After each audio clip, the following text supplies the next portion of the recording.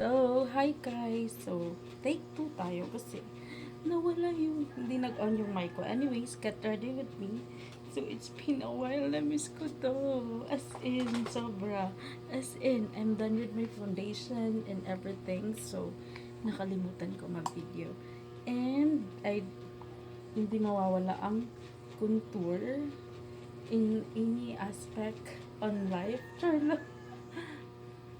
Kasi ang laki na natin from holidays and ang daming kain. But it's very simple. Gusto kong mag-begot na video. Maybe tonight. Kasi it's my off. And I was thinking to do that. And next is, I do my, na tayo. Mag 3 yung style natin na ilalagay lahat. So, let's go. Kasi, wala lang, ang ganda ng effect ng ganun. Hindi siya klaro kasi yung light ko hindi ko inon. So, and I'm happy because guess what? I'm working on my answered prayer work. Oh, ang arte. So, ayun. I'm very happy and I'm very lucky with my client kasi ang bait niya. And it's very, dalawa kasi sila. They both, very patient with me since I don't have any, experience with as virtual assistant na. They're my first client before since I'm working in PPO. So, sa lahat ng naghahanap ng client does. So, hopefully kayo din within the year. So, it's answered prayer kasi hindi ako nag-expect niyan. As in, I'm very, very, very, very on my storytelling before, paulit-ulit ko siyang shinare. Kasi I'm very grateful.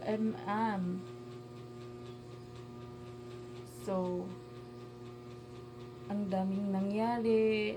I really understand why, ngayon lang siya binigay ni Lord for how many years of adapting,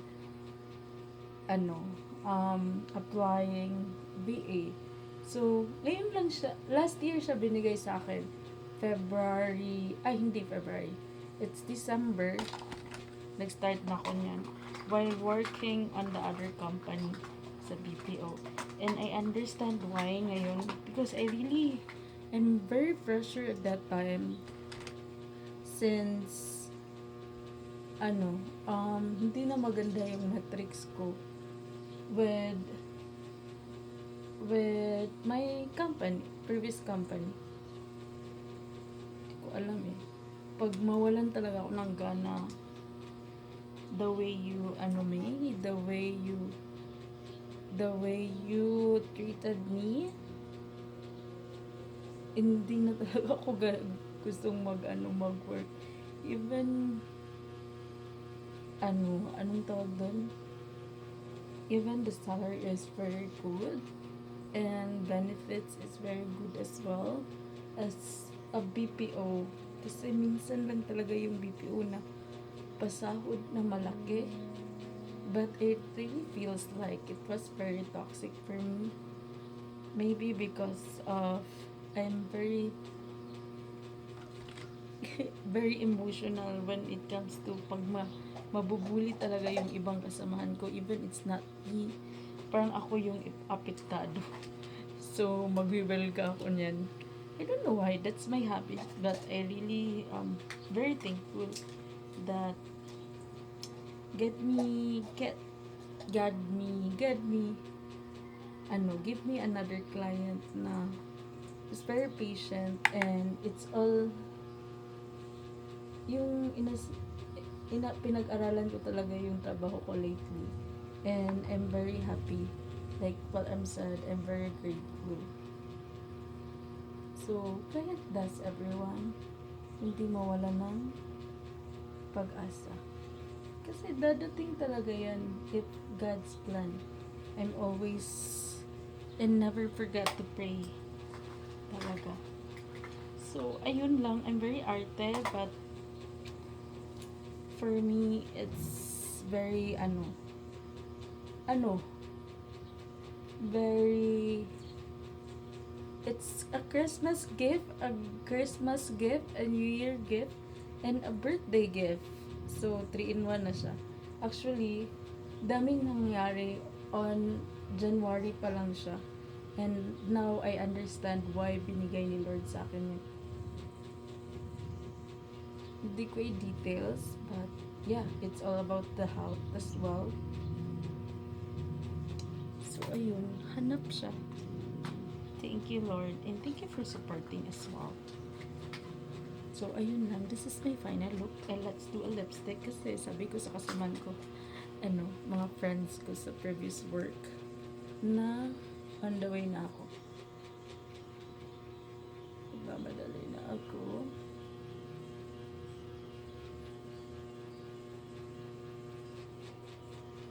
Di pa ako anong tawag dun? Naka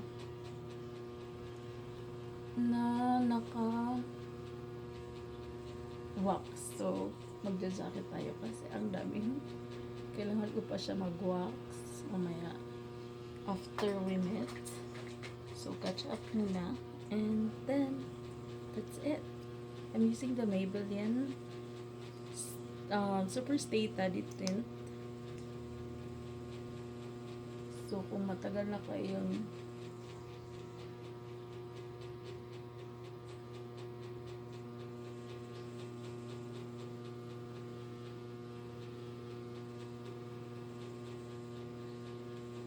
ang ganda niya. So, if you're asking kung saan ko nakita yung client ko, actually, may agency ako na in-applyan. And, if you want, guys, it's a legit agency.